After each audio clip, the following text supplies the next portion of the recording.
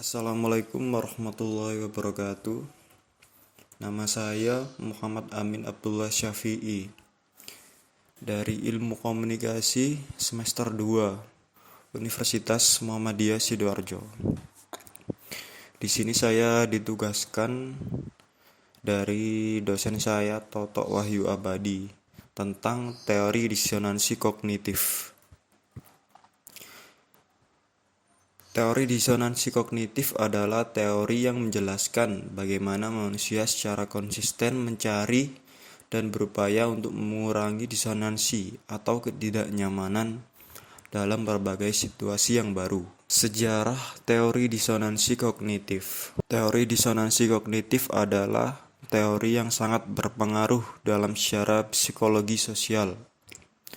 Teori ini merupakan teori yang hadir ketika teori penguatan atau reinforcement theory tengah mendominasi jagat penelitian psikologi sosial pada pertengahan tahun 1950-an. Teori yang dicetuskan pertama kali oleh Leon Festinger 1951 mengalami popularitas di akhir tahun 1950-an hingga pertengahan tahun 1970-an. Konsep disonansi kognitif menurut para ahli. Menurut Leon Festinger, menemukan diri mereka melakukan hal-hal yang tidak sesuai dengan apa yang mereka ketahui atau memiliki pendapat yang tidak sesuai dengan pendapat mereka yang lain. Sebuah teori yang berpendapat bahwa disonansi adalah sebuah proses tidak nyaman yang memotivasi orang untuk mengambil langkah-langkah untuk mengurangi itu. Itu menurut Festinger. Lalu menurut Roger Brown, sebuah keadaan disonansi kognitif adalah keadaan ketidaknyamanan psikologis atau ketegangan yang memotivasi upaya untuk mencapai harmoni. Disonansi adalah nama untuk ketidakseimbangan dan harmoni namun untuk keseimbangan. Brown menunjukkan bahwa teori memungkinkan dua elemen untuk memiliki tiga hubungan yang berbeda satu sama lain. Hubungan ini disebut konsonan, disonan, atau tidak relevan. Ini yang dimaksud dari Roger Brown, hubungan konsonan. Hubungan tidak relevan terjadi ketika jumlah elemen tidak menyiratkan apapun satu sama lain. Asumsi dasar. Dari uraian singkat teori disonansi kognitif yang dirumuskan oleh para ahli, maka dapat dikatakan bahwa teori disonansi kognitif didasarkan atas tiga asumsi dasar, yaitu yang pertama, manusia sangat sensitif terhadap adanya inkonsistensi antara tindakan dan kepercayaan.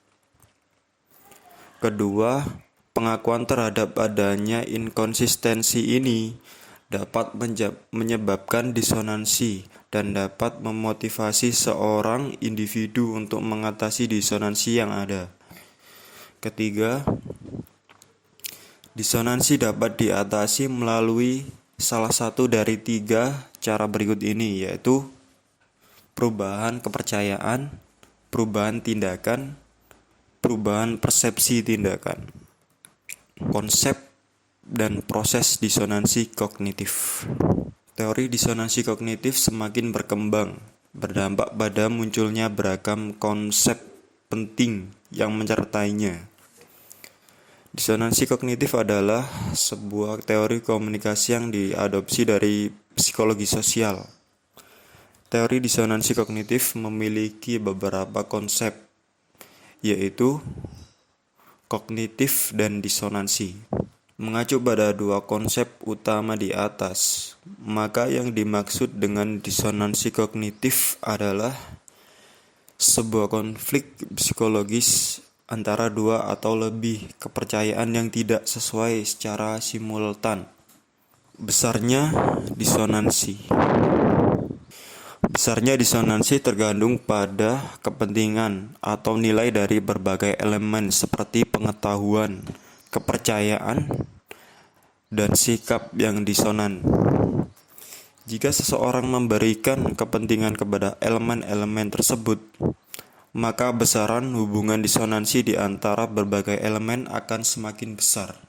Besaran disonansi merujuk pada jumlah kuantitatif dari pengalaman disonan seseorang atau jumlah perasaan ketidaknyamanan seseorang yang dapat diukur. Besarnya disonansi dapat menentukan tindakan yang akan diambil oleh seorang individu dan kognisi yang mungkin ia dukung untuk mengurangi disonansi.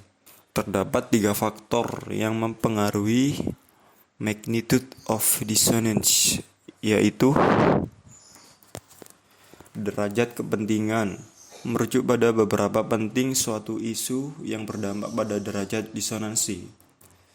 Jumlah disonansi merujuk pada seberapa banyak disonansi yang dipengaruhi oleh rasio disonansi atau jumlah kognisi disonan relatif terhadap jumlah kognisi konsonan.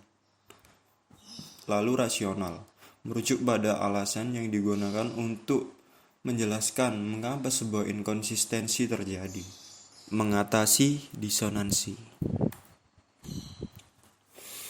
Meskipun teori ini telah menjelaskan bahwa disonansi dapat dikurangi melalui perubahan perilaku dan perubahan sikap, namun, beberapa penelitian lebih menekankan pada pengurangan disonansi yang dilakukan melalui perubahan sikap.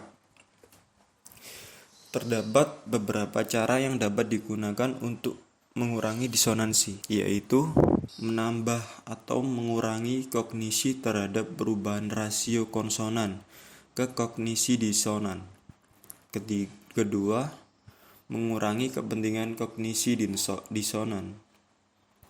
Ketiga, melihat segala sesuatu yang melalui perspektif yang berbeda. Disonansi kognitif dan persepsi. Teori disonansi kognitif berkaitan dengan proses persepsi yang meliputi selective exposure, selective attention, selective interpretation, dan selective retention.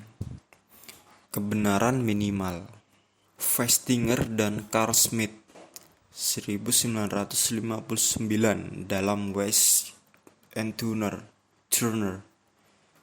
2010 mengadakan penelitian yang menunjukkan adanya justifikasi atau pembenaran minimal. Mereka menyatakan ketika seseorang melakukan sesuatu atas dasar justifikasi minimal, mereka merasakan disonansi, ketimbang dia melakukan sesuatu untuk justifikasi yang lebih besar.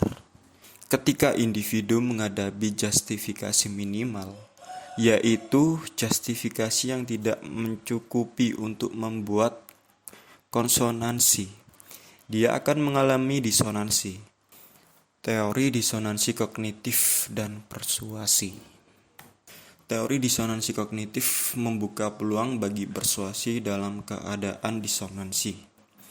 Teori ini menyarankan untuk dapat mempersuasi seseorang, perlu ada strategi yang berfokus pada inkonsistensi dan juga penyediaan akan perilaku baru yang memungkinkan adanya konsistensi atau konsonansi.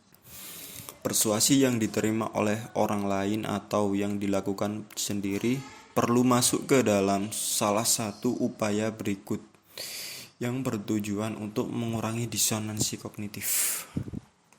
Pertama, menambah kognisi yang konsonan. Kedua, menghilangkan kognisi yang disonan.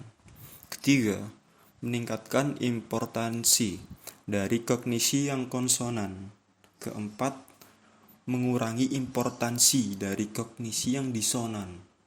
Keempat, mengubah sikap. Thank you. Terima kasih. Bila ada salah kata, kurang lebihnya saya mohon maaf. Wassalamualaikum warahmatullahi wabarakatuh.